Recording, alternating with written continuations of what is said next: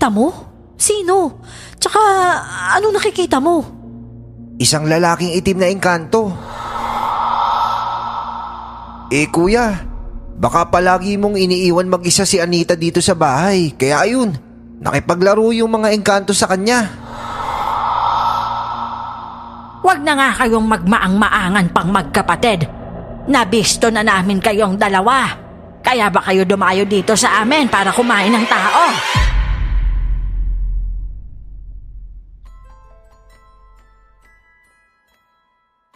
Totoo nga na kapag nakatadhana ka sa isang bagay, hindi mo ito matatakasan kailanman.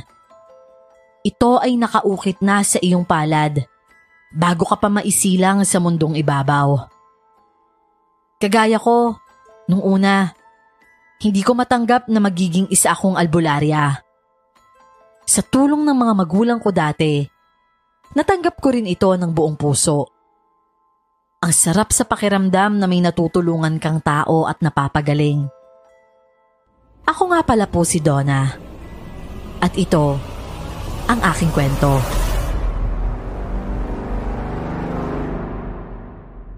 Bago ko po simulan ng istorya, huwag kalimutang mag-subscribe bilang suporta sa ating channel.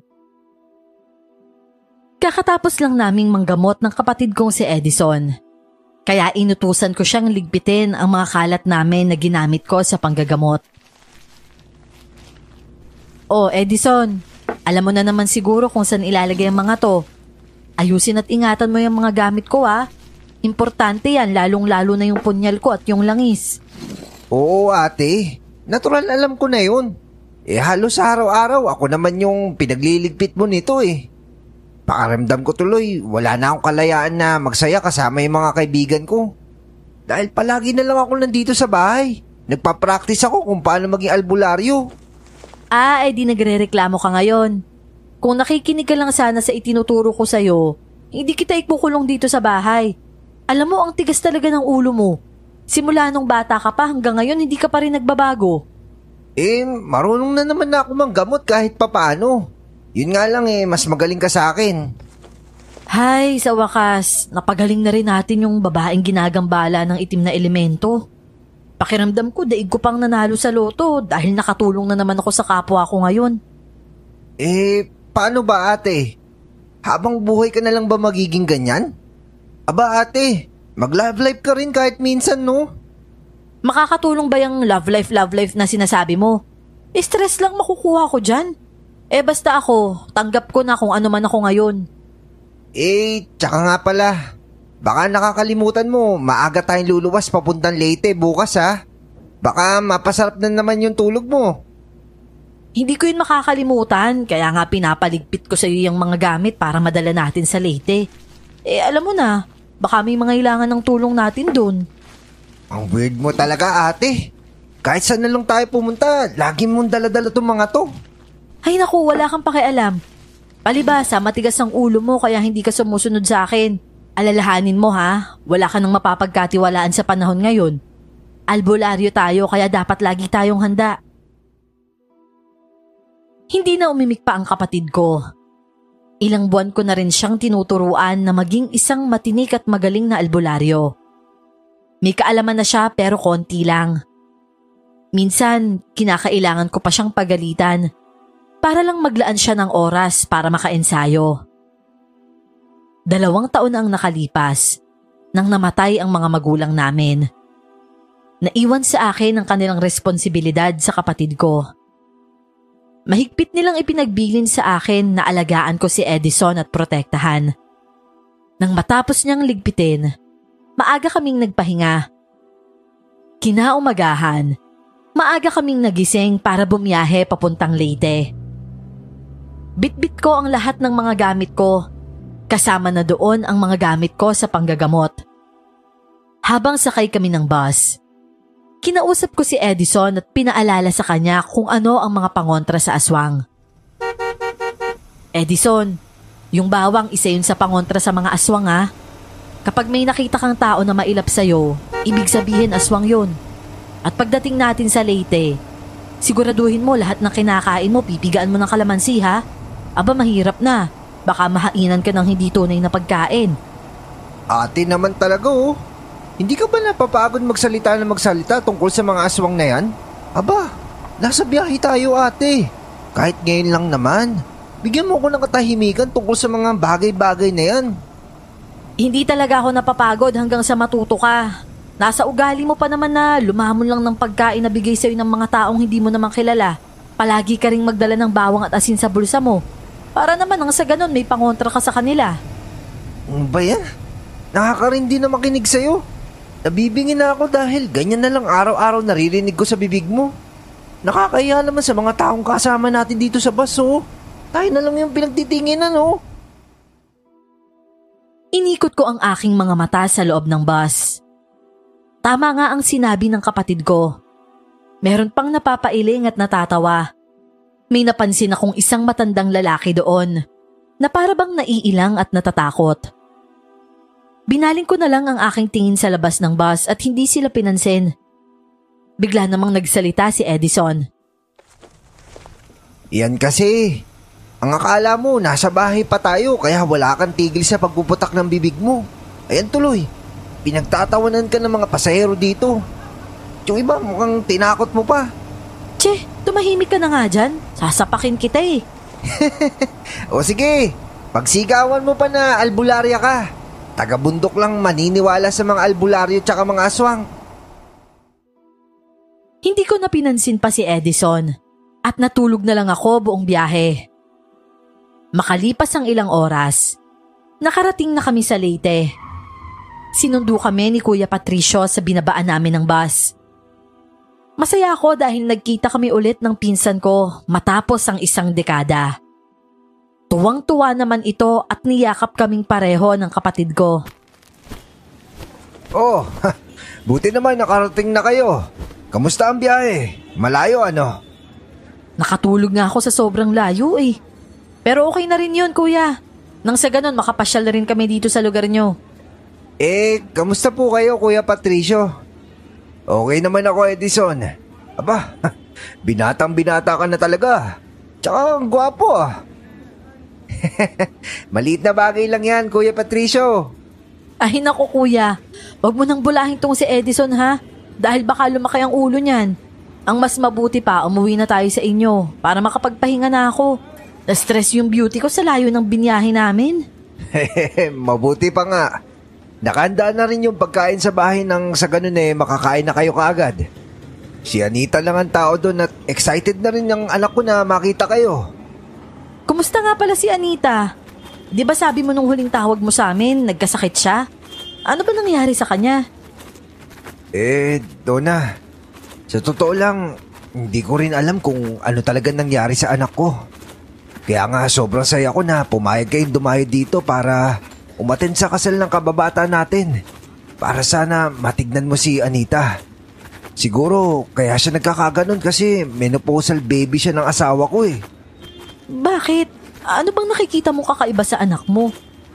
Minsan nakikita ko siyang humahalakhak. Minsan umiiyak tapos may kinakausap. Sabi naman ng mga doktor, may mental health problem daw si Anita.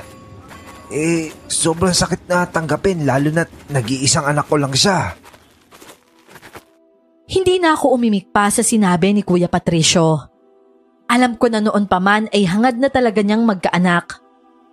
Pumara siya ng tricycle at nagpahatid kami sa kanilang bahay. Makalipas ang kalahating oras ng biyahe namin, nakarating na kami sa bahay nila. Pinaikot ko ang aking mga mata sa paligid ng bahay ni Kuya Patricio. At nakita ko na maraming kakahuyan doon. Nakaramdam ako bigla ng isang malamig na hampas ng hangin sa aking katawan. Kaya nagsitayuan ang mga balahibo ko. Para bang may iba pang narito bukod sa amin na hindi ko nakikita. Oh, Donna, ayos ka lang ba?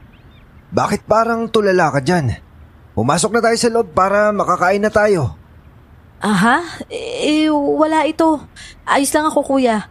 Mauna ka na at susunod na lang kami ni Edison. Ate, nagugutom na ako. Saglit lang naman kasi, Edison. May sasabihin lang ako sa'yo. Ano na naman ba yun? O sige, mauna na ako sa loob ha. Mag-usap muna kayo dito at hihintay ko na lang kayo. Nararamdaman mo ba kung ano yung nararamdaman ko? Parang may kakaiba dito. Oo naman, syempre ate. Pero hindi ko makita kung ano talagang meron sa paligid eh. Ako nakikita ko siya. Nakikita mo? Sino? Tsaka ano nakikita mo? Isang lalaking itim na engkanto. Nakatitig nga siya sa atin pero hayaan mo muna. Kumain na muna nga tayo. Tingin mo may kinalaman siya sa nangyayari kay Anita? Ate, hindi kasi gumagana yung utak ko kapag kumukulo yung tiyan ko eh.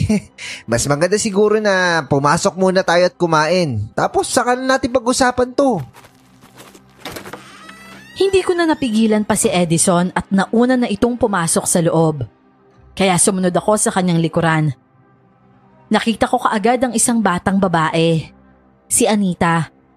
Mukhang matamlay siya habang nakatingin sa amin. Napakaganda niyang bata. Ngumiti ako sa kanya at biglang tumalim ang tingin niya sa akin. Tsaka tumakbo ito papasok sa loob ng kwarto niya. Sinundan ko siya ng tingin pero niyaya ako ni Kuya Patricio na umupo sa harap ng lamesa para kumain. Ang kapatid ko naman, punong-puno ang plato niya ng masasarap na pagkain. Donna, pasensya ka na sa inasal ni Anita. Dati hindi naman siya ganyan eh. Ngayon sobrang ilap niya na sa mga tao. Okay lang yan Kuya Patricio, naiintindihan ko naman siya. Tulungan mo naman ako mapagaling yung anak ko. Siya na lang kasi yung natitirang lakas ko. At hindi ko kaya kapag may mangyari sa kanya. Oo naman kuya. Pamangkin ko siya at hindi ko rin naman hahayaang may mangyaring masama sa kanya. Ibibigay ko lahat ng lakas ko para mapagaling siya. Kuya, baka palagi mong iniiwan mag-isa si Anita dito sa bahay. Kaya ayun, nakipaglaro yung mga engkanto sa kanya. Engkanto? Ano bang sinasabi mo? Nakita ko po kasi siya na sinundan ng itim na engkanto sa kwarto niya.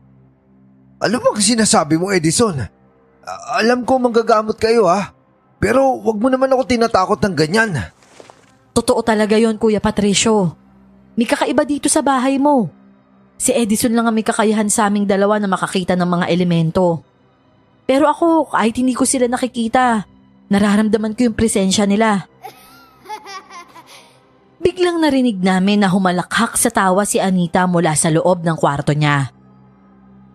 Oh, narinig niyo ba yun? Tumatawa na naman yung anak ko. Naglalaro silang dalawa eh. Huwag ka maglala.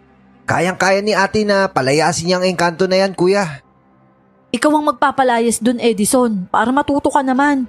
Palagi mo na lang inaasa sa akin lahat eh. Hindi naman sa ganun, ate.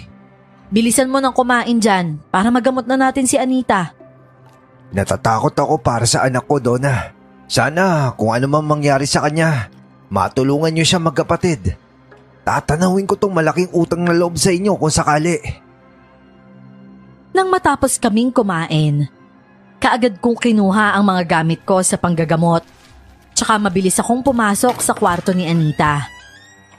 Naabutan namin si Anita na nakaupo at may kinakausap. Napatingin naman sa amin ang bata at biglang umiyak ito at nagmakaawa. Please po, huwag niyo pong palayasin ang kaibigan ko. Mabait po siya. Sa tuwing wala po si Papa dito, siya po yung nakakasama at nakakalaro ko eh. Hindi siya tunay na mabait, Anita. Halika dito. Anita, makinig ka ha.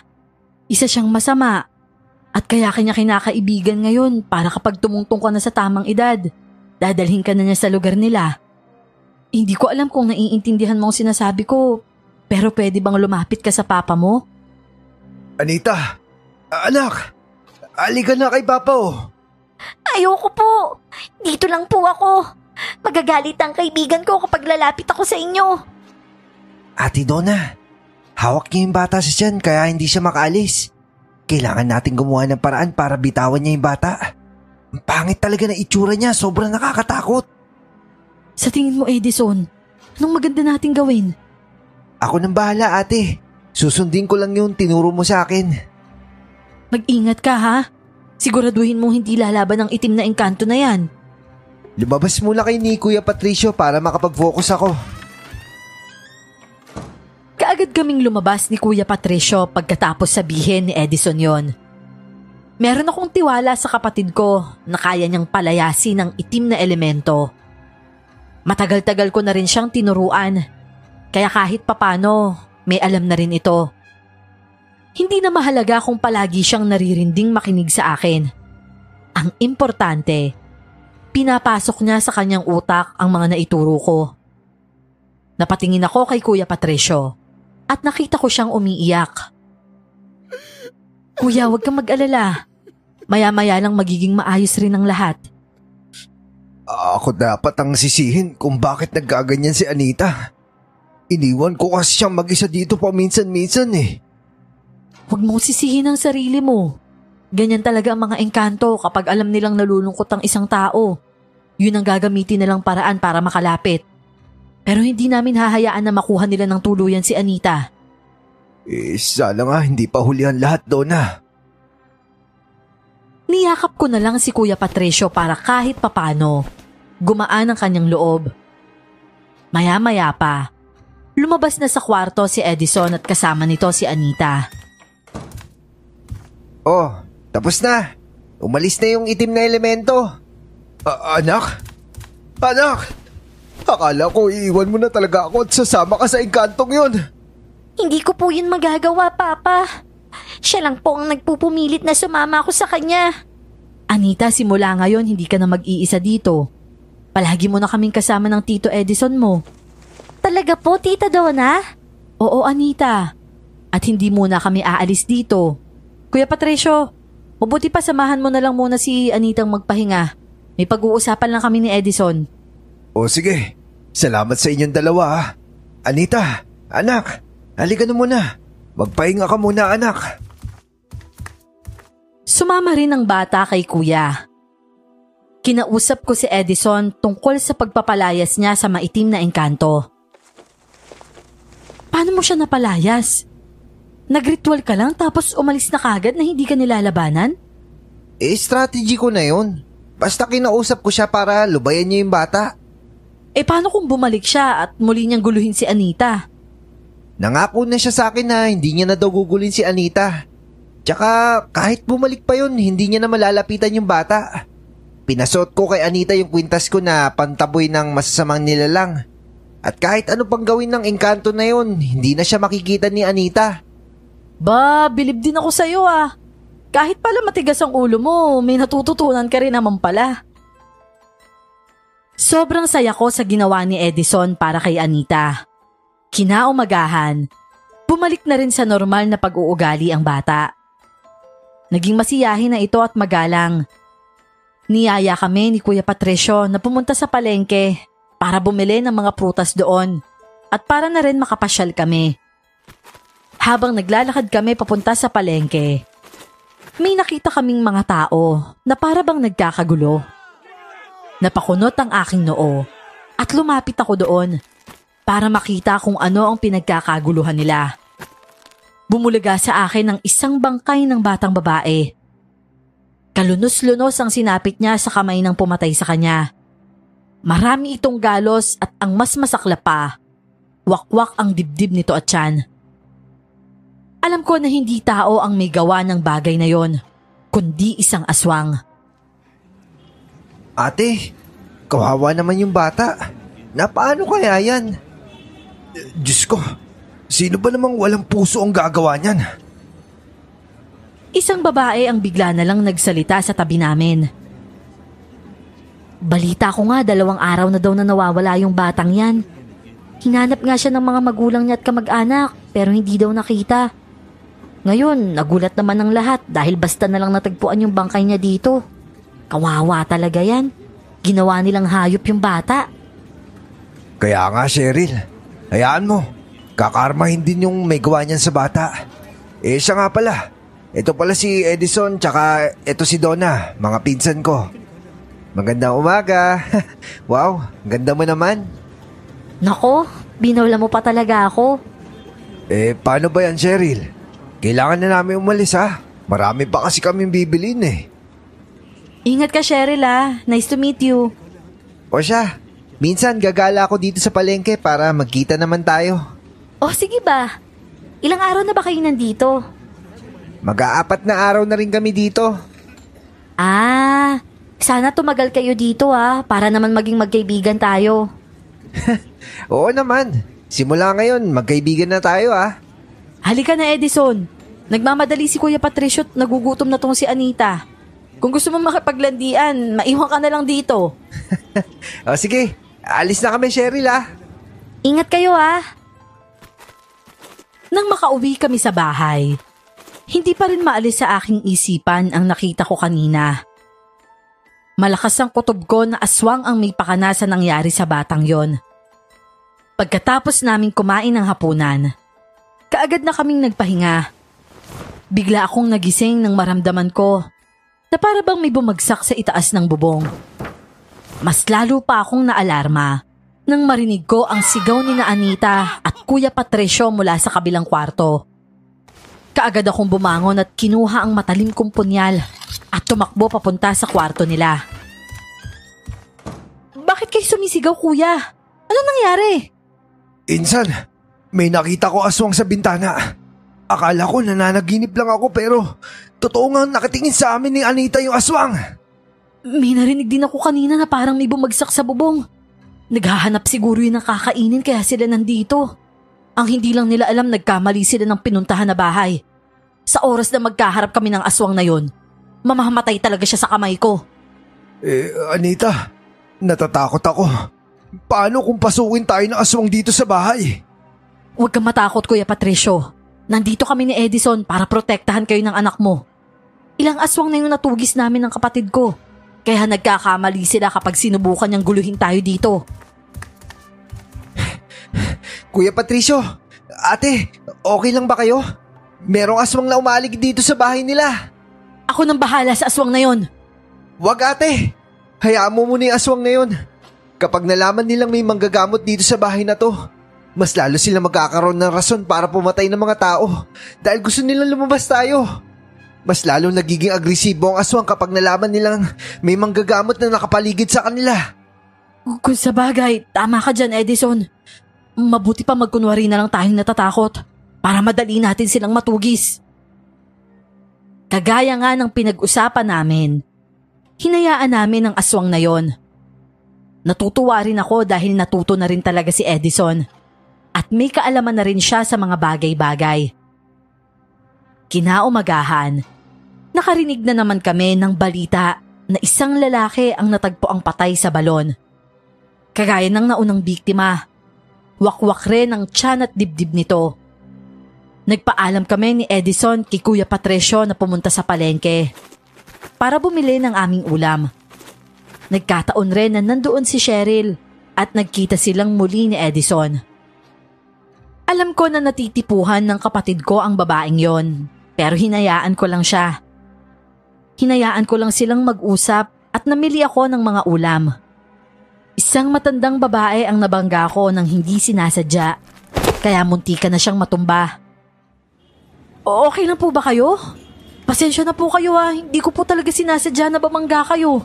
Nagmamadali ho kasi ako Ayos lang yon, iha. Wala yung problema. Abay, parang ngayon lang kita nakita dito Dayo ka ba? Opo, dayo po ako dito. Kasama ko po yung kapatid ko. Kaya pala. Sinasabi ko na nga ba ngayon lang kita nakita. Kamag-anak ko po si Kuya Patricio. Siya po yung nag-imbita sa amin na magbakasyon dito dahil ikakasal po yung kababata namin ngayon. Gusto niyang isama kami ng kapatid ko sa kasal para makagala na rin daw kami. Kumusta naman pala ang anak ni Patricio?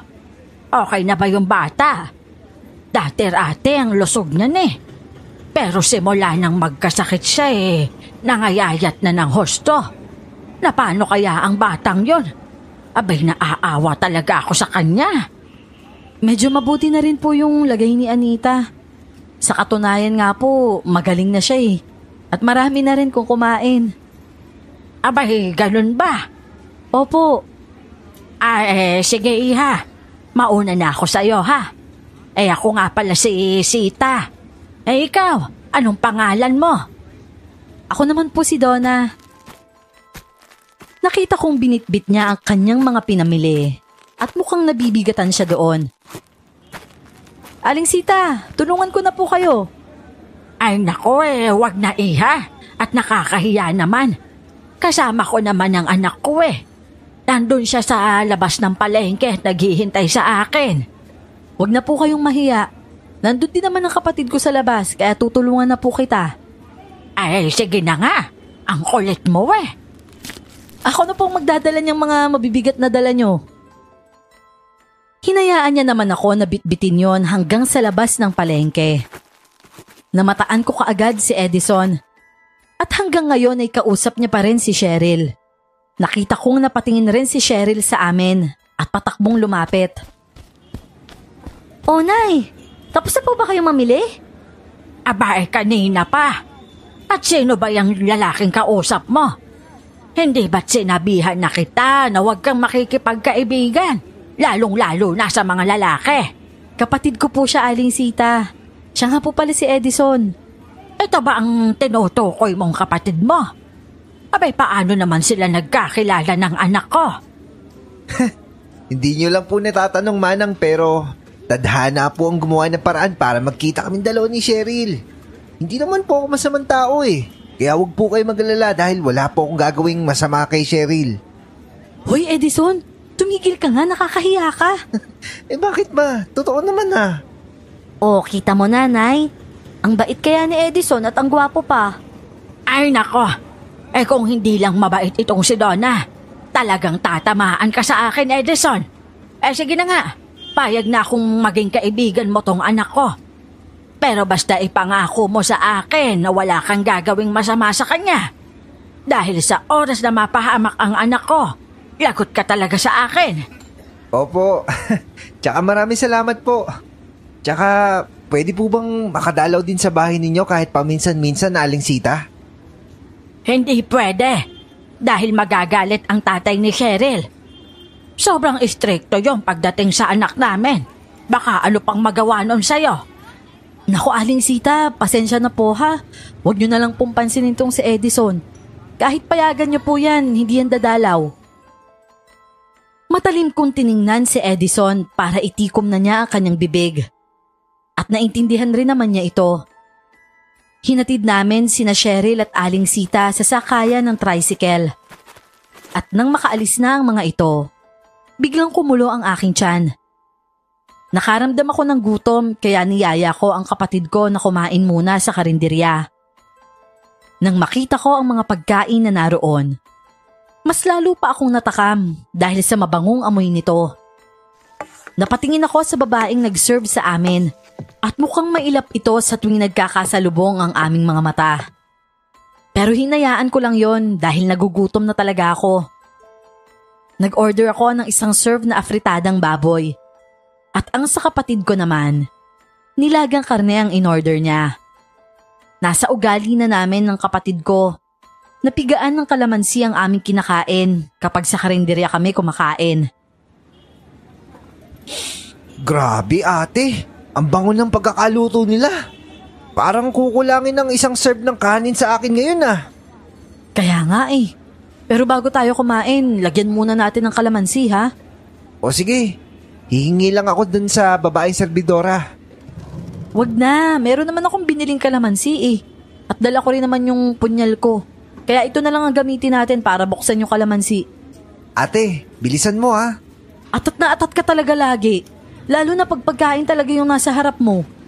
Mukhang masarap kasi talaga Amoy pa lang nakakagutom na Kaagad kong binuksan ang kalamansi gamit ang punyal ko. At unang pinigaan ni Edison ang ulam na hinain sa kanya.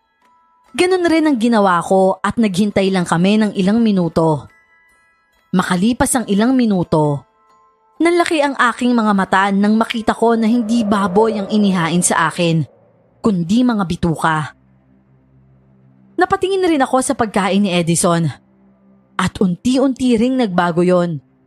Ang kanilang nilaga ay napalitan ng mga daliri ng tao na lumitaw pa sa sabaw. Sinasabi ko na nga ba, Edison may kakaiba talaga sa babaeng yun. Lintik naman muntik na tayo dun Nakakadiri naman to. Tingnan mo ang daming uod Kawawa talaga yung kumakain dito na hindi alam na tao yung hinahain sa kanila. Paano kung mga aswang yung kumakain dito, ate? Ang daming tao dito, no? Kaya imposibleng aswang lahat ng nandito. Gusto atang makayanggaw ng may-ari ah. Nakita ko ang babaeng serbedora na tumakbo palayo sa karinderya. Siguro alam niya ang ginawa namin. Hahabulin ko na sana siya nang biglang nagkagulo ang mga tao. Narinig namin ang usap-usapan na may bangkay na naman ng bata na natagpuan sa sementeryo. Hindi na kami nagsayang ng oras na habulin pa ang babaeng yon. At pumunta na kami ng kapatid ko sa sementeryo para makita ang sitwasyon ng bangkay. Kagaya ng iba, alam ko na aswang rin ang nagsalakay sa batang ito. Maraming bulong-bulungan na kinuha ng mga kidnapper ang laman loob ng bata at ibinenta ito. Pero hindi ako sang-ayon doon. Wala bang katahimikan ng lugar na to, ate? Kailangan na talaga nating matugis yung aswang na yon para matapos na yung patayan dito.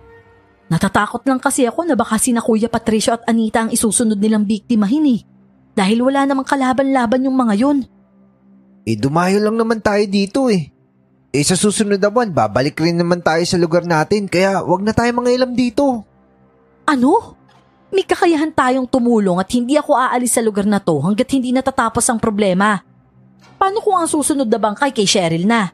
Hahayaan mo na lang ba na kainin ng aswang ang babaeng natitipuhan mo? Siyempre hindi. Yun naman pala eh. At saka nga pala ha, bagong kilala mo pa lang yung babae na yun, kaya huwag kang masyadong magtitiwala dun ha. Nararamdaman ko namang mabait si Cheryl eh. Tapos maganda pa. Edison, alam mo namang kahit sino pwedeng magpanggap na mabait. Ang sinasabi ko lang sa'yo, huwag kang magtitiwala sa kanya ng sobra. At huwag na wag mong sasabihin na manggagamot tayo. Naiintindihan mo ako? Ate, sorry ah. Unang usap pa lang namin ni Cheryl, sinabi ko na agad sa kanya na pamilya tayo ng manggagamot. Hindi mo naman sinabi sa akin na dapat isikreto natin yun eh. Nasisiraan ka na ba talaga, Edison? Ay naku, umuwi na nga tayo. Baka mabatukan pa kita dito sa harap ng maraming tao. Umuwi kami sa bahay at kinwento kay Kuya Patricio ang nakita naming bangkay sa sementeryo.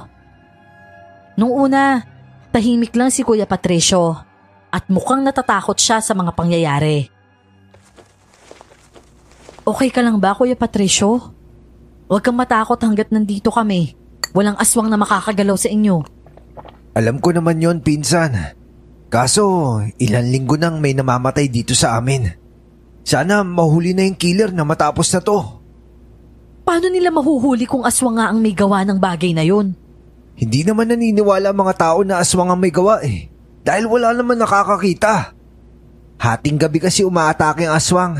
Kaya imposible talaga may makakita, Kuya Patricio. Tsaka isa pa, kung susugurin tayo ng lintik na aswang na yun, si ate nang bahala dun. Magaling yan si ate na manghunting ng mga aswang. Ang kakulangan lang niya, hindi siya nakakakita ng ibang elemento. Paano mo ba malalaman kung aswang ang isang tao? Ganito lang yan. Ang mga aswang takot sa asin at bawang. Mamayang gabi magdala ka ng asin at bawang sa kwarto nyo. Tapos magsaboy ka sa bintana. Kung meron ka namang walis tingting, baliktarin mo dahil takot din sila dun. Hindi na nakasagot si Kuya Patricio sa akin.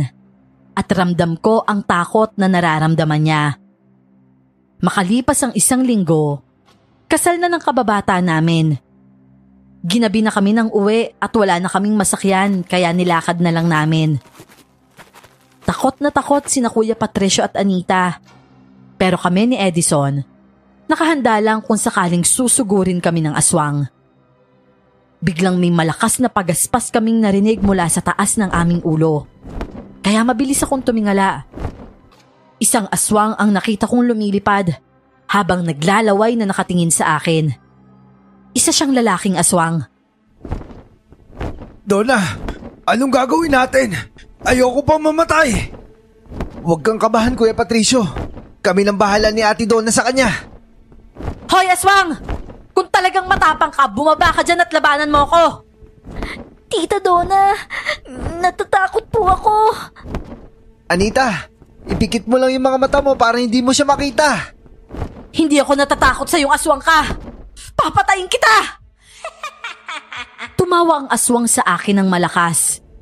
Kaya mabilis kong kinuha ang aking latigo mula sa loob ng aking bag at pinalo siya. Nakailag siya kaya hindi ko ito napuruhan. Narinig kong malakas na umungol ang aswang at pinilit niyang makalipad papalayo sa amin. Hoy aswang! Bumalik ka dito! Paano ba yan, ate? Alam na namang aswang na may manggagamot dito. Kahit ilan pa sila, Edison, hindi ako natatakot sa kanila. Kuya Patricio, pagkatapos ng mission ko dito, sumama ka na sa amin paalis sa lugar na to. Oo nga, kuya. Nang sa ganun magkasama-sama na tayo. Doon mo na lang paarali si Anita sa lugar namin. Alam naman ninyo na hindi madaling iwan yung buhay ko dito. Ang mabuti pa, bilisan na lang natin para makarating na tayo sa bahay. Habang naglalakad kami, bigla naming nakasalubong si Cheryl na takot at humihingal. Oh, Cheryl! Ba't nasa labas ka ba ng ganitong oras? Alam mo ba na may aswang kami nakita kanina? Kaya delikado dito kapag nasa labas ka nag-iisa. Inutusan kasi ako ni nanay na bumili ng gamot niya dahil may sakit siya. Tapos, may nakita akong aswang at hinahabol niya ako. Ano? Oo, ang pangit ng itsura niya. Sobrang nakakatakot. Mabuti na lang nakatakbo ko kagad dahil kung hindi baka bangkay na ako bukas. Humanda talaga sa akin yung aswang na yon. Pag muling nag-cross ang landas namin, papatayin ko na talaga sila. Mas mabuti pang ihatid na lang kita sa bahay nyo para walang masamang mangyari sa'yo. Huwag na, hindi na Edison. Baka makita ka ni tatay at masaktan ka pa niya. May sabasagulero kasi ang tatay ko at natatakot ako sa pwede niyang gawin sa'yo. Handa akong harapin yung tatay mo, Cheryl. Papatunayan ko sa kanya na kaya kitang protektahan. Alam mo naman na gusto kita, hindi ba? Kaya pati ang tatay mo liligawan ko para magustuhan niya rin ako para sa'yo. Okay lang ako. Malapit lang naman ang bahay namin dito. Sige na. Kailangan ko nang umalis kasi naghihintay si nanay sa akin. Mag-ingat ka, Cheryl, ha? Nagmamadaling tumakbo si Cheryl pauwi sa kanila. 1 linggo ang nakalipas. Biglang tumahimik ang lugar. Wala na kaming nababalitaan na may bangkay na nakikita. Siguro, natakot na ang mga aswang na sumalakay sa mga tao. Kaya nagpapalamig na muna sila. Nang sumunod na araw, hinatid namin ng kapatid ko si Anita sa kanyang paaralan. At habang naglalakad kami, ang sama ng tingin sa amin ng mga tao na hindi ko malaman ang dahilan. Para bang may nagawa kaming mali sa kanila. Nakita ko si Cheryl at ang nanay nito na may bitbit na bayong at kahit sila ay matalim na nakatitig sa amin. Lumapit sa dalaga ang kapatid ko kaya sinundan ko ito. Oy, Cheryl! Magandang umaga! Mukhang galing kayo sa palengke Tulungan ko na kayong bitbitin yung mga pinamili nyo. Ay nako, wag na. Hindi namin kailangan ng tulong ninyo. Kailan ba kayo aalis dito sa lugar namin? Abay, simula nang dumating kayo dito, doon lang nagsimula na may mga bangkay na nakikita kahit saan. Abay, umamin nga kayo. Kayo ba ang pumapatay dito sa lugar namin? Ano ho, Aling Sita? Wag na nga kayong magmaang-maangan pang magkapatid. Nabisto na namin kayong dalawa. Kaya ba kayo dumayo dito sa amin para kumain ng tao? Mawalang galang na po, Aling Sita. Ano po ba pinagsasasabi nyo? Bakit naman ho kami kakain ng tao? Kasi mga aswang nga kayong dalawa. Nung wala pa kayo dito sa lugar namin, wala namang namamatay. Pero nang dumating kayo, sunod-sunod na ang patayan na nangyayari. Nire-respeto ko po kayo, Aling Sita, ha? Pero hindi naman ho tama na pagbintangan nyo kami ng ganyan. Maraming taong nakakarinig sa mga sinasabi nyo sa amin. Baka ho maniwala sila. Huwag po kayong gumawa ng kwento para siraan kaming magkapatid. Abay, bakit ko naman kayo sisiraan? Tama naman ang sinasabi ko 3 araw nang kumakalat ang balita dito sa lugar namin na kayo ang mga aswang. Hindi naman kayo i-chismis ng mga tao kung walang nakakakita sa inyo. Hindi po totoo yun, Aling Sita. Ba't gusto mo pang palabasin na sinungaling ako at nag-iimbento? Ganon ba yon? Hindi naman po sa ganun. Pero sobrang naman po kayo mambintang sa amin ng kapatid ko. Hindi naman po tama yung ginagawa ninyo. Cheryl, ano ba nangyayari dito sa nanay mo? Layuan mo na nga lang ako, Edison. Pasensya ka na sa sinabi ni nanay. Pero naniniwala rin kasi ako ng mga aswang kayo. Pati ba naman ikaw, Cheryl? Halika na nga, anak. Huwag mo nang pansinin ng mga yan. Kung ikaw lang din naman ang makakatuluyan ng anak ko, mas mabuti pang tatandang dalaga na lang itong si Cheryl. At Aling Sita, hindi ko rin naman gusto ang anak mo para sa kapatid ko. Iyong iyo na yung anak mong bruha. Alam ko naman na nagpapanggap lang na mabait yang si Cheryl eh. Kaya pala unang kita ko pa lang sa yung babae ka. Hindi na ako pabor na makikipagkaibigan sa iyo yung kapatid ko. Hoy, babae ka! Huwag mong pagsasalitaan ng ganyan ng anak ko sa harapan ko mismo. Kahit may edad na ako kayang-kaya pa rin kitang ingod-ngod dyan. Kayo nga ho itong nauna eh. Ang tanda-tanda nyo na pero chismis pa rin ang inuuna ninyo. At talagang nasagot ka pa, ha? Anong sabi mo? Ate, huwag mo nang patulan si Aling Sita. Dahil baka kung ano pa mangyari sa kanya. Umuwi na lang tayo. Inis na tinalikuran ko sina Aling Sita. Habang naglalakad kami pa uwi, rinig na rinig ko ang bulungan ng mga tao na kami daw ay mga aswang. At nang dumating kami sa bahay, sinabi ko kay Kuya Patricio ang chismis na kumakalat tungkol sa amin. Totoo ba yung sinasabi mo? Paano at bakit naman kayo pinaghihinala ang mga aswang? Ewan ko nga ba, Kuya? Itong si Aling Sita at Cheryl naniniwala naman sa mga chismis. Nakakainis lang kasi ininsulto ba naman kami ng kapatid ko? Kung hindi lang talaga siya matanda, baka hindi ako nakapagpigil kanina at nasunto ko yung mukha niya eh. Pwede bang huwag mo na lang pansinin yung mga yun? Isa pa, chismis lang yan. Hindi naman niya magtatagal at makakalimutan na rin niya ng mga taong bayan. Si Anita nga panay chismis rin ng mga tao dyan pero hinayaan ko lang. Nalulungkot ako dahil ang sama na ng tingin sa akin ni Cheryl. Dahil dun sa mga chismosang yan. Malaman lamang ko lang talaga kung sino yung nagkalat ng ganun chismis. Lagot siya sa akin. Pwede ba, Edison? Hanggang ngayon yung Cheryl pa rin na yun ang nasa isip mo? Ayaw na nga niyang lumapit sa'yo, di ba? Kaya tigilan mo na siya. Hindi ko siya susukuan, ate. Gustong gusto ko talaga si Cheryl. Gagawin ko lahat para mapatunayan sa kanya na hindi ako aswang. Basta talaga pagdating sa babae, ma-effort ka talagang ungas ka eh. Pero sa mga tinuturo ko sa'yo, konti lang ang alam mo. Unahin mo munang matutunan yung lahat sa pagiging albularyo. Hindi yung babae lang lagi ang nasa isip mo.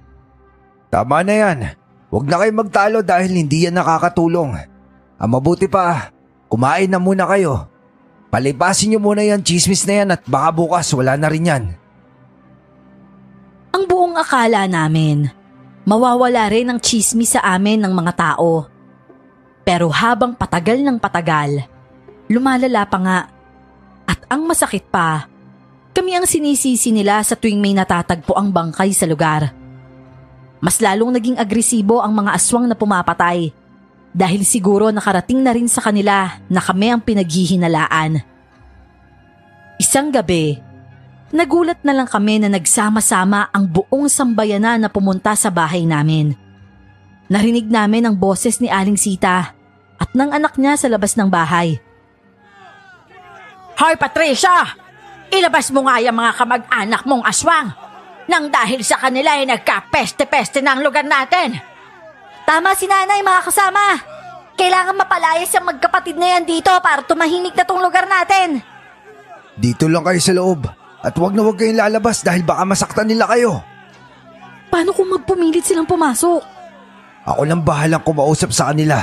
Baka pati ikaw, kuya, madamay. Hindi nila ako sasaktan. Dalhin mo na si Anita sa kwarto, Edison. Tumungo naman si Edison sa kwarto at binuksan ni Kuya ang pintuan para kausapin ang mga tao. Nagtago ako sa likod ng pintuan at nakinig sa kanilang usapan. Parang awa niyo na po. Walang ginagawang masama ang mga pinsan ko. Isa ako sa nagpapatunay na hindi sila mga aswang. Mababait sila At sa katunayan, sila pa nga ang tumulong sa anak ko si Anita para gumaling. Huwag mo nang pagtakpa ng mga pinsan mo. Alam namin na gusto mo silang protektahan. Pero kung gusto mo talagang walang mangyaring masama sa kanila, paalisin mo na sila dito sa atin at pabalikin mo na sila kung saan sila nanggaling. Nakikiusap po ko sa inyo, Aling Sita. May pinagsamahan naman tayo, hindi ba? Kahit ngayon lang. Sana isipin mo naman na naging magkaibigan na rin naman tayo. Mabuting tao mga pinsan ko. At hindi totoo ang mga chismis na yon. Mang Patricio, kung talagang naaawa kayo sa mga taong nandito at nag-aalala, paalisin na lang po ninyo yung mga pinsan nyo.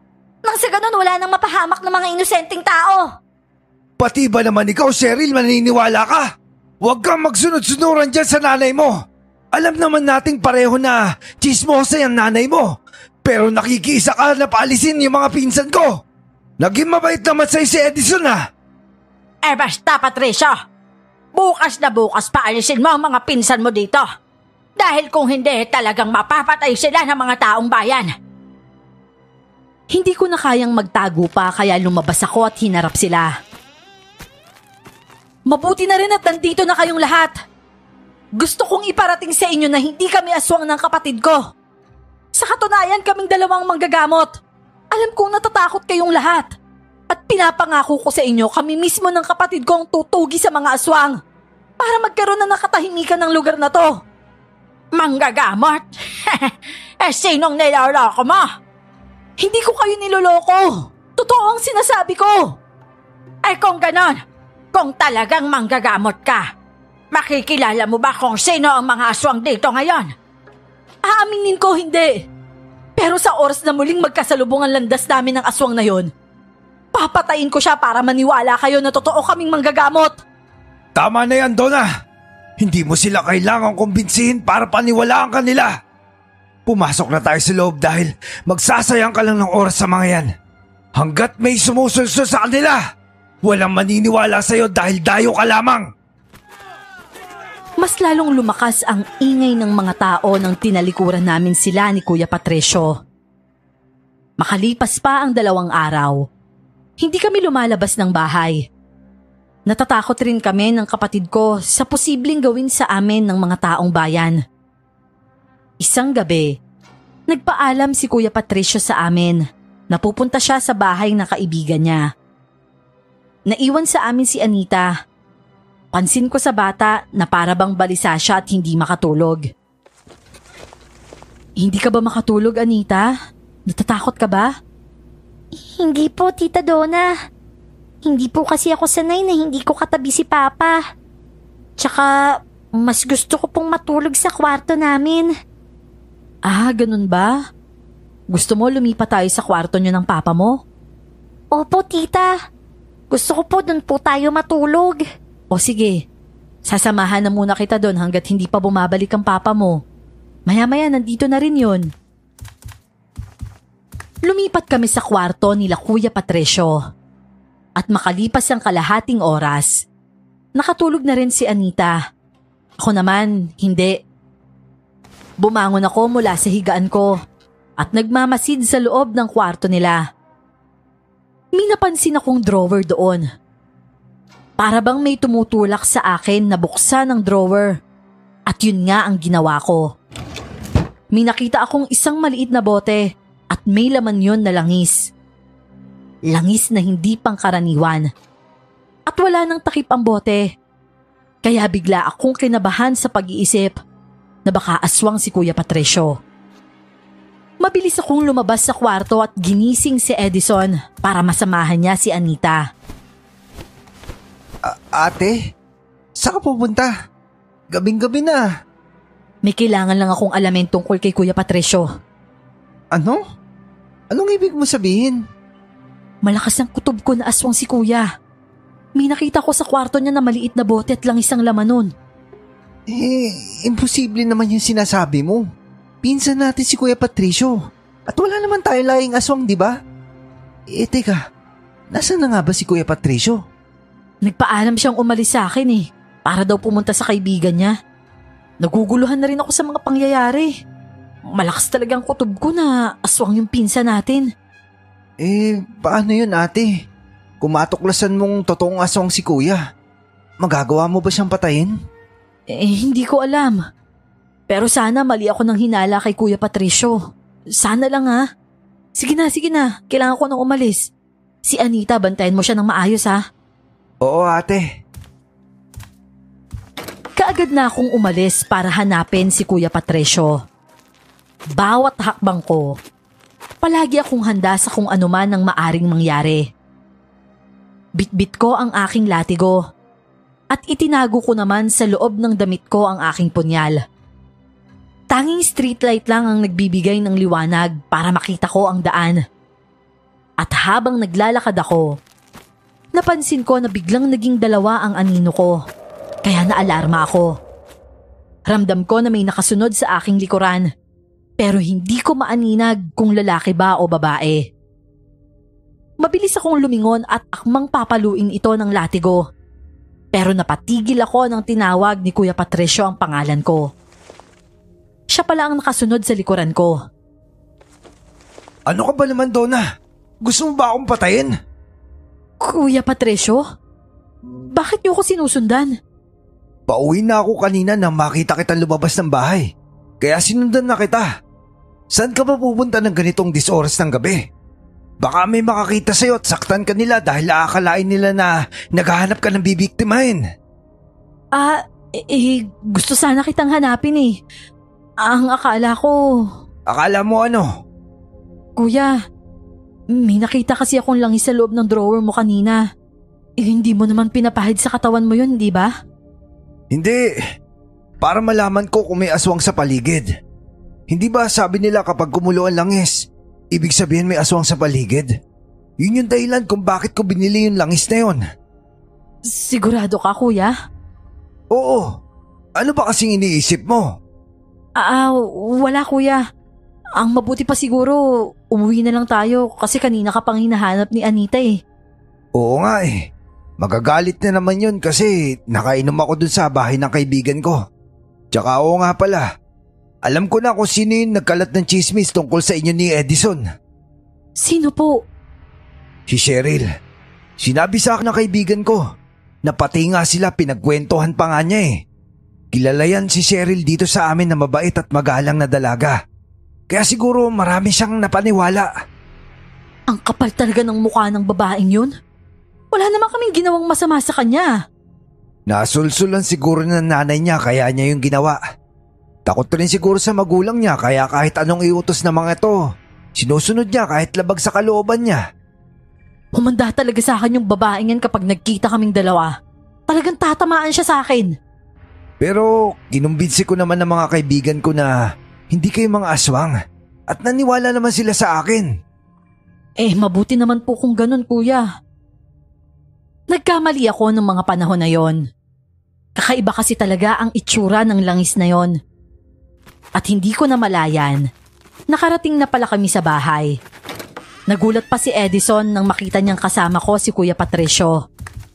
At nang makapasok na si Kuya Patricio sa kanyang kwarto, kaagad kong sinabi kay Edison ang pinaliwanag sa akin ni Kuya kanina.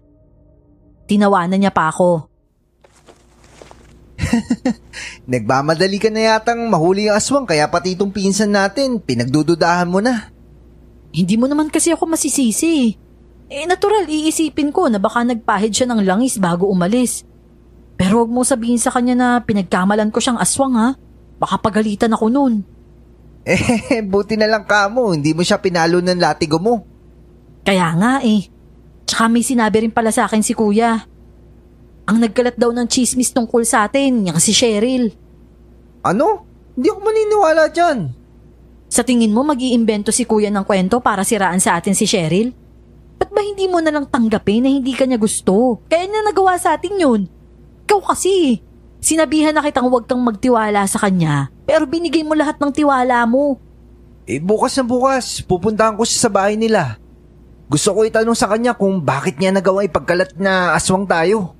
Naging mabait naman ako sa kanya. Ayan, nasaktan ka tuloy. Unang kita ko pa lang sa babaeng yan, parang may nararamdaman na akong hindi maganda eh. Sorry talaga ate ha. Nang dahil sa akin, nangyayari to. Sana hindi na lang ako naging malapit kay Cheryl at nagtiwala. Okay lang yun. Andyan na yan eh. Ang mahalaga, lumabas na din yung tunay niyang kulay na nagbabait-baitan lang siya sa atin. Kinaumagahan, hinatid ko pa rin si Anita sa kanyang paaralan. Pero hindi na sumama sa amin si Edison dahil marami daw siyang gagawin. Nakasalubong ko ang isang matandang lalaki at galit siyang nakatingin sa akin. Para bang pamilyar ang itsura niya. Pero hindi ko na naaalala kung saan ko siya nakita. Hindi ko na lang siya pinansin, pero hinawakan niya ang braso ko ng mahigpit. Kaya nagulat ako sa ginawa niya. Ano ba, Manong? Bitawan mo nga ako? Kayo mga dumayo dito, hindi ba? Umalis kayo dito sa lugar namin. Ang kapal na mukha mong gumala-gala pa dito sa kabila ng mga ginagawa niyong pagpatay sa mga tao. Hindi ko po kayo kilala at wala akong panahon para magpaliwanag sa inyo. Kung pwede lang po, bitawan niyo yung braso ko para wala na ng gulo. Matapang ka pa! Ano ba pinagyayabang mong babae ka? Sa oras na mahuli kita sa akto na may pinapatay kang tao, ako mismo ang puputol dyan sa ulo mo! Ano ba? Bitawan niyo na nga ho ako. Alam mo, ikaw na matanda ka. Parang nakita na kita eh. Pero hindi ko nang maalala kung saan. Pero ito lang ang sasabihin ko sa inyo Hindi po kami aswang ng kapatid ko. Baka yung nagkalat ng chismis na aswang kami. Baka siya yung tunay na aswang. Manggagamot po kami ng kapatid ko. At pumapatay kami ng aswang. Nakita ko sa mga mata niya na bigla siyang natakot sa sinabi ko. Totoo bang sinasabi mo na manggagamot kayo? Nako, kung ganon, bakit hindi mo alam kung sino yung totoong aswang dito? Huhulihin ko yung mga aswang na yan bago kami umalis dito ng kapatid ko. Pangako yan! Hindi na siya nakasagot pa sa akin at binitawan niya ang braso ko. Kahit manggagamot kami, wala kaming kakayahan na makilala ang mga aswang kapag sila ay nag-aanyo ng tao. Mabilis akong umuwi sa bahay at kinuha ang mga gamit ko sa panggagamot. Naroon rin ang punyal at latigo ko. Isa-isa kong nilagyan yon ng holy water.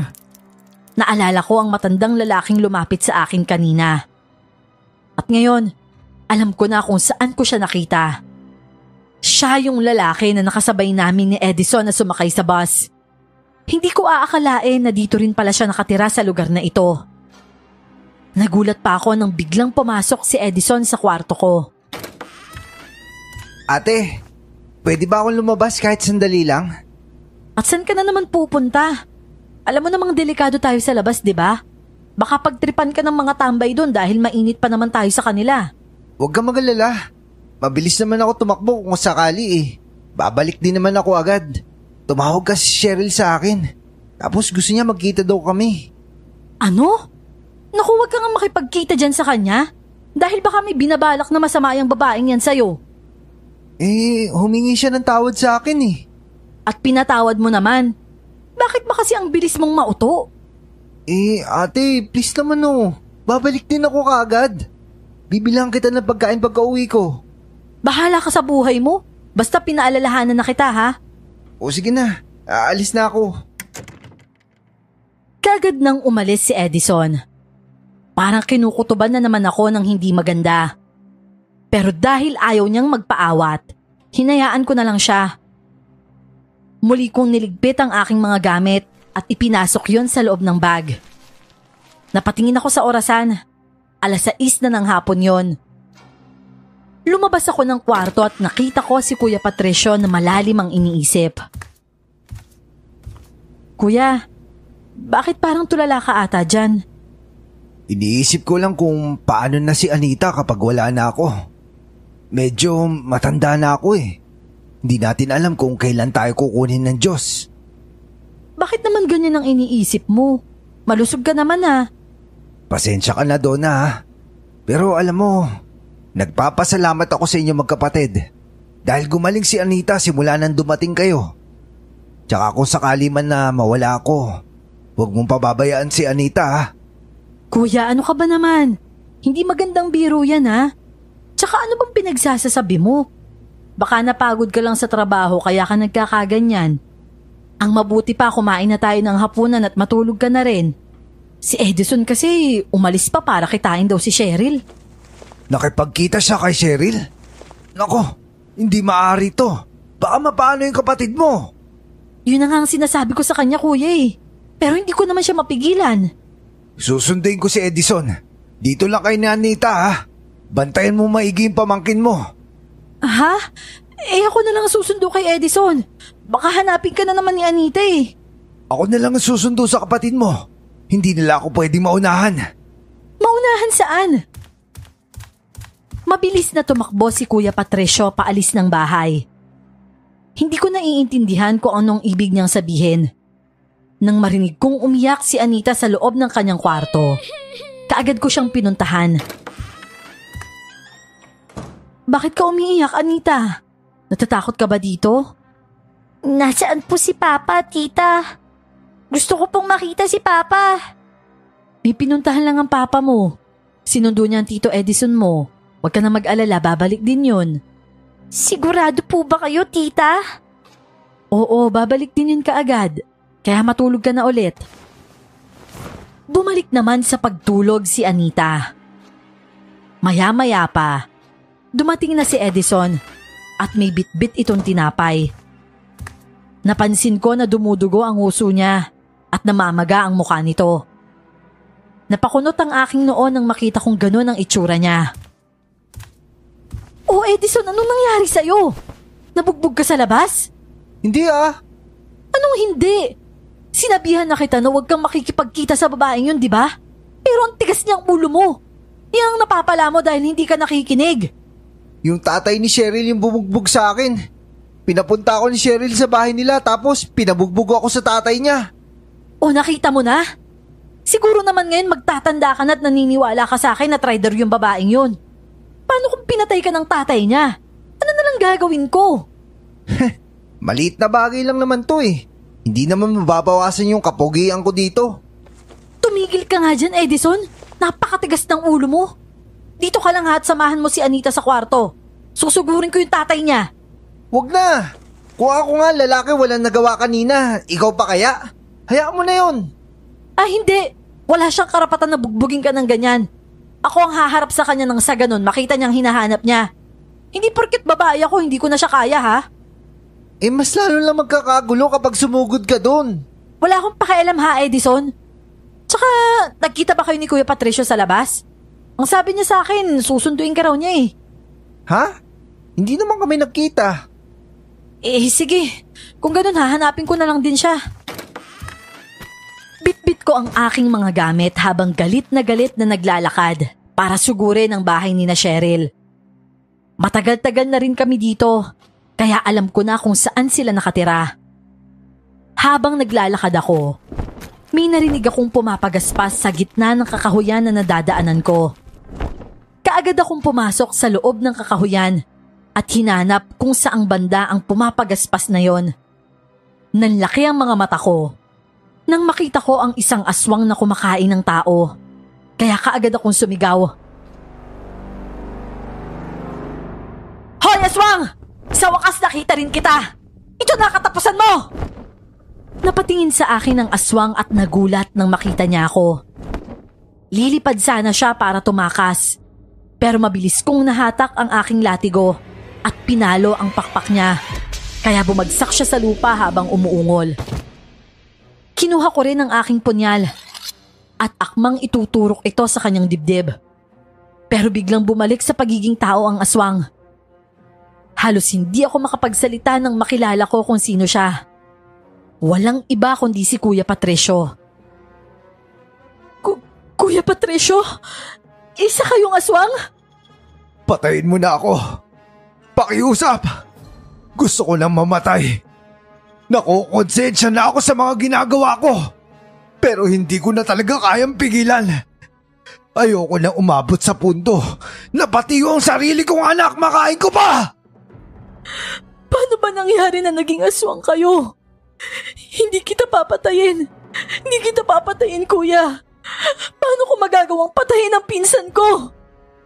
Palagi akong binibigyan ni Aling Sita ng mga pagkain noon. Hindi ko naman alam na mga aswang din sila. Nayanggaw nila ako.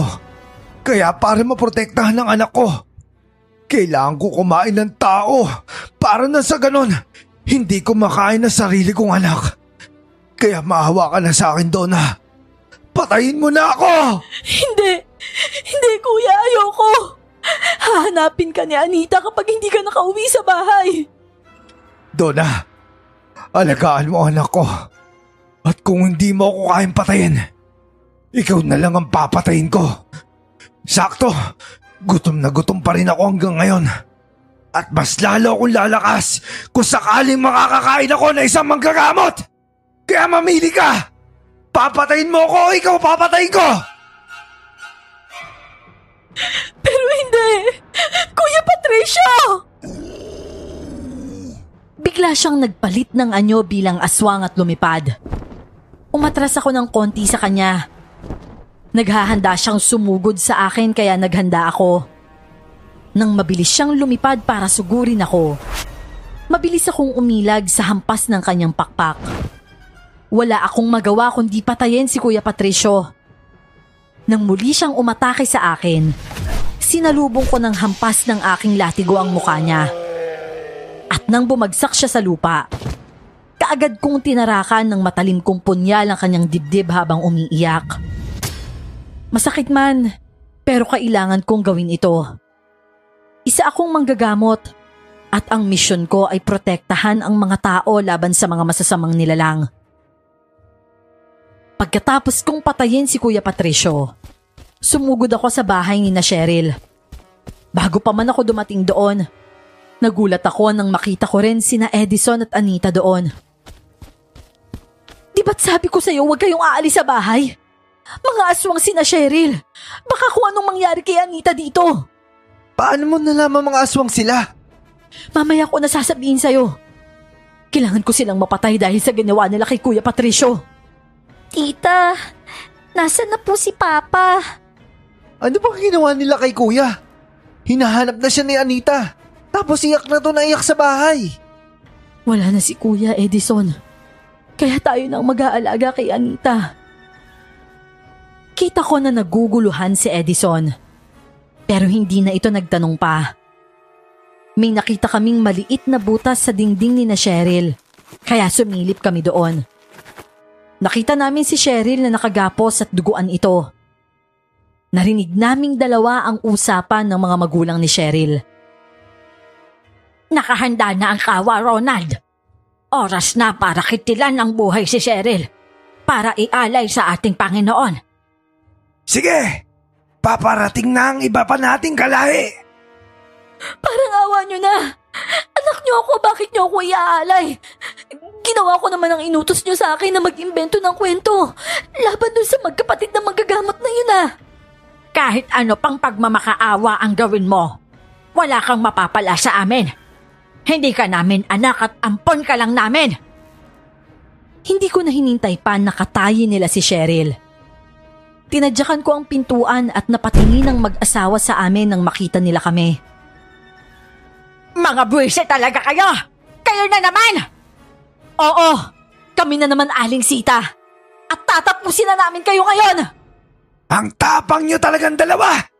At sinugod nyo pa talaga kami dito sa pamamahay namin! Kung ganon, halina! Magtutuos tayo! Naging anyong aswang ang mag-asawa at sinalakay nila kami ni Edison. Ngayon alam ko na ang lalaking aswang na pinalo ko dati ng latigo ay ang tatay ni Cheryl. Nagulat ako nang mabilis rin na sinunggaban ni Edison ang mag-asawa at binali ang pakpak ng mga ito na walang gamit na patalim. Hindi ko alam kung paano yun nagagawa ng kapatid ko. Pero ang lakas niyang makipaglaban. Niyakap ko lang si Anita dahil natatakot ito sa kanyang mga nakikita. Hindi tumagal ang laban nilang tatlo ay napatay ni Edison ang mag-asawang aswang. Binali niya ang mga buto ng mga ito at pinugot ang kanilang mga ulo. Pagkatapos, kaagad niyang tinulungan si Cheryl. Pag-ibig pa rin ang nagtulak sa kanya para iligtas ang babaeng yon. Okay ka lang ba? Iwanan niyo na ako dito. Kailangan nyo nang umalis. Marami pa silang mga aswang dito at pupunta na sila dito ngayon. Sumama ka na sa amin sa pagtakas. Salamat na lang, Edison, pero ayoko. Patawarin niyo ako sa mga nagawa ko. Oo, galit kami sa iyo, Cheryl. Pero hindi namin kayang iwanan ka na lang dito. Huwag na matigas ang ulo mo. Sumama ka na sa amin sa pag-alis sa lugar na to. Hindi ko kaya. Hiyang-hiya ako sa ginawa ko sa inyo. Tsaka na natin pag-usapan ng kabayaran sa ginawa mong chismis sa amin. Kailangan na nating makaalis dito. Binuhat ni Edison si Cheryl dahil hirap na rin itong makatayo dahil sa bugbog sa kanya. Si Anita naman, panay pa rin ang iyak kaya binuhat ko rin siya. Para maprotektahan namin ang dalawang kasama namin, mas pinili na lang namin ng kapatid ko na wag lumaban sa mga aswang at tumakas na lang. Tuluyan kaming nakaalis sa lugar na yon at bumalik kami ng Maynila kasama si Cheryl at Anita. Hanggang ngayon, panay pa rin ang tanong ni Anita tungkol sa kanyang ama. Pero hindi ko sinabi sa kanya ang totoo. Darating din ang tamang panahon na ipapaintindi ko sa kanya ang lahat. Naging katuwang namin si Cheryl sa panggagamot. Kahit papano, nakakatulong rin siya. Siya ang naging dahilan kung bakit naging masunuri na ngayon si Edison at isa na ring magaling na manggagamot. Ate Donna, maraming salamat dahil kinupkup niyo ako sa kabila na ginawa ko sa inyo, ha? Natakot lang kasi ako kina nanay at tatay. Nangako kasi sila sa akin na hindi nila ako papatayin kapag sumunod ako sa mga inuutos nila. Pinagsisisihan ko talaga yung ginawa ko sa inyo. At sisikapin ko na makabawi ako. Naiintindihan ka namin dahil sinabi mo na sa amin yung rason mo. Nasira man ang kredibilidad namin noon. Ang mahalaga, namatay ang mga totoong aswang. Nakikita ko naman na nagsisisi ka at ginagawa mo rin ang lahat para makatulong ka sa amin. Ako, napatawad na kita, Cheryl. Ay naku, ayan ka na naman, Edison. Tama na nga yan. Ang mahalaga nating gawin ngayon, makatulong at makapagpagaling tayo. Kailangan rin ni Anita ng mga taong gagabay sa kanya. Kaya nagpapasalamat rin ako sa inyo, Cheryl, ha? Dahil mahal na mahal mo rin yung bata. Maayos naman ang aming pagsasama sa iisang bubong. Naging mag-asawa sina Cheryl at Edison at biniyayaan sila ng 3 anak na puro mga babae. Si Anita naman, nagdadalaga na rin at unti-unti ko nang sinasabi sa kanya ang tungkol sa papa niya na nayanggaw at naging aswang. Hanggang dito na lang ang aking kwento, Miss Clar. Maraming salamat po sa pag-ere nito.